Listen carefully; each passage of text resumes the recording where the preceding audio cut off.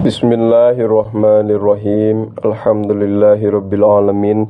Wassalatu wassalamu wal barakatuh ala sayyidil mursalin sayyidina Muhammadin wa ala alihi washabbihi wa ummatihi ajmain.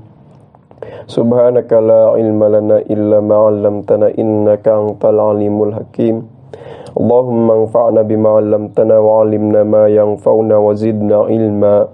Rabbi shrah li sadri wa yassir li amri wahlul 'uqdatam min lisani yafqahu qawli. Qala al-musannifu rahimahullahu ta'ala wa nafa'ana bihi wa bi ulumi wa minha ta'allumul ilmi syar'i. Wa minha sareng eta tetep tina sapalihna itu wasoya ta'allumul ilmi ari ngaji kana ilmu asyar'i anu bangsa syariat. Wa ta'allaman ilman yusahihu ta'atan wa aqidatan wa muzakkil qalbis kula. Wa ta'allaman sareng kudu ngaji sanyana anjeun ilman kana ilmu yusahihu anu ngesahkeun itu ilmu ta'atan kana ta'at atawa ta'atan kana ibadah wa aqidatan sareng kana akidah wa muzakkil qalbi jeung kana ngabersihan hate. Uskula kudu ngabersihkeun sanyana anjeun kana hate. Jadi ilmu tentang ta'ah fikih, wa aqidatan ilmu tentang akidah, ilmu tauhid atau ilmu akidah, wa muzakkil qalbi usina ilmu tasawuf. Hadhi thalathatu fardu ainin fa'rifan wa'mal biha tahsul najatan wa tala. Hadhi thalathatu ari ieu anu tilu fardu ainin eta fardu ain fa'rifan mangka kudu uninga sanyana anjeun wa'mal sareng kudu ngamalkeun anjeun biha kana itu thalathah tahsul maka bakal hasil anjeun najatan kana kasalamatan di akhirat wa tilaan jeung kana narima luhur darajat di akhirat. Wa minha sareng eta tetep tina sapalihna itu wasoya al muhafadzatu ari ngajaga ala sunani kana pirang-pirang sunnah nabi. Hafid ala sunani wa adabin atach ma'thuratan an khairi manja mursala. Hafid kedah ngajaga anjeun ala sunanin kana pirang-pirang sunnah wa adabin sareng pirang-pirang adab. Atach anu datang itu madzukurah tina sunan jeung adab ma'thuratan barina anu diwariskeun an khairi man ti anu pangsae-saena jalma jaa parantos sumping itu man mursalan barina anu diutus eusina teh Kangjeng Nabi Muhammad sallallahu alaihi wasallam. Inna tasawufa sayaktosna tasawuf kullahu tegesna sakabehna tasawuf lahwa yakin eta ari itu tasawuf al adabu eta adab. Fatluban mangka kudu nyuprih sanyana anjeun hu kana itu tasawuf wa awila jeung kudu tatagenan sanyana anjeun minal awarifi tina kitab Awariful Ma'arif karya Imam Suhrawardi.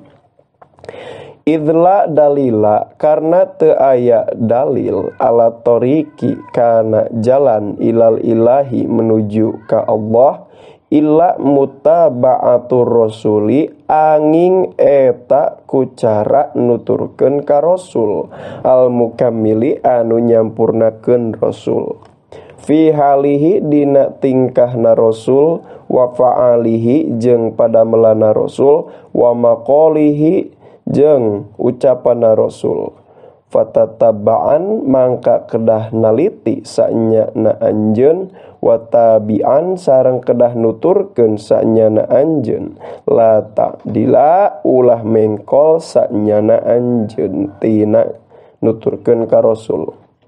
Wa tariqu kulli masayyihin sareng ari jalan saban-saban seh qad kuyidat eta nyata parantos dikaidan itu masyayikh bi kitabi rabbi ku kitab pangeran abdi nyatana Allah wal hadithi sareng hadits ta'asulan barina anu jadi asal. Toli kedah mutolaah anjeun Riyadhus Sholihina kana kitab Riyadhus Sholihin. Wahkuman sareng kedah ngahukuman sanyana anjeun wa mala sareng kedah ngamalkeun sanyana anjeun. Makana perkara fihi tetep itu ma aya dina kitab Riyadhus Sholihin tadzfur maka bakal ngameunangkeun anjeun bisa adati kana kebahagiaan. Wah tamma sareng kedah ngareken penting anjeun bil fardi kana fardu alladzi anu la yuqrabu teu dideketkeun bindil atoi tidak anu maha masihan nyatana Allah naon bimithli dalika ku saperti itu alladzi isin alladzi teh fardu akmala anu sampurna itu ihtimam ya akmala teh bisa jadi sifat tina mausuf anu dibuang mausufna teh maf'ul mutlak tina ihtama berarti takdirna teh wahtamma ihtimaman akmala. Mazala teureun-eureun saha abdi hamba kaula bin nawafili ngerjakeun kana pirang-pirang pasunatan. Yakrubu eta gawe taqarrub itu abdi hatta akuna sehingga kabuktosan kaula lahu ka itu abdi yadan eta jadi panangan wal arjula jeung jadi sampean wasam'a jeung jadi panguping minhu ti itu si abdi thumma ainan salajengna jadi soca basirotan anu ningali ai bimithli dalika tegesna sapertikeun misilna madkur fil matolibi dina pirang-pirang anu disuprih harwalan barina segera. Jadi kan ieu dua bait terakhir nu neme eta teh dauhan Allah hadis qudsi anu mana dina lafad-lafadna ngange lapad-lapad anu mutasabihah sehingga perlu ditakwil ku urang. Maksudna saur sapalihna para ulama maksud hadis ieu teh nyaeta teu pati-pati seorang hamba gawe taqarrub ka Allah ku jalan ngalaksanakeun pasunatan-pasunatan kecuali Allah teh nyumponan kana doa-doana eta hamba atawa kahoyong-kahoyongna eta hamba harwalan barina anu segera. Jadi sok cek gur doana teh dijabah ku Allah teh. Wa minha sareng eta tetep tina sapalihna itu wasoya at-tawakkulu ari tawakal.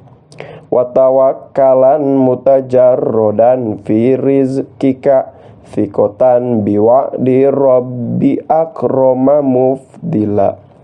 Watawakalan sareng kedah tawakal sanyana anjeun mutajarrodan barina anu ngawungkulkeun fi rizqika dina rizki anjeun fikotan kana tatagenan biwa'di rabbi kana janji pangeran akroma barina ngamulyakeun rabbi mufaddilan barina anu masihan nugraha.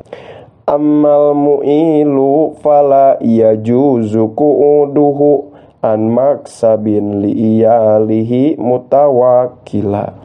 Amal mu'ilu anapun ari jalmi anu berkeluarga fala yajuju mangka eta henteu kenging naon qu'uduhu calikna itu si mu'il an maksabin ninggalkeun kasab li iyalihi pikeun keluargana si mu'il mutawakkilan barina anu tawakal. Jadi ari nu geus berkeluarga mah anggar kudu kasab cenah da boga tanggung jawab sedangkan ngalaksanakeun tanggung jawab ka keluarga ge eta ge bentuk ibadah ka Allah.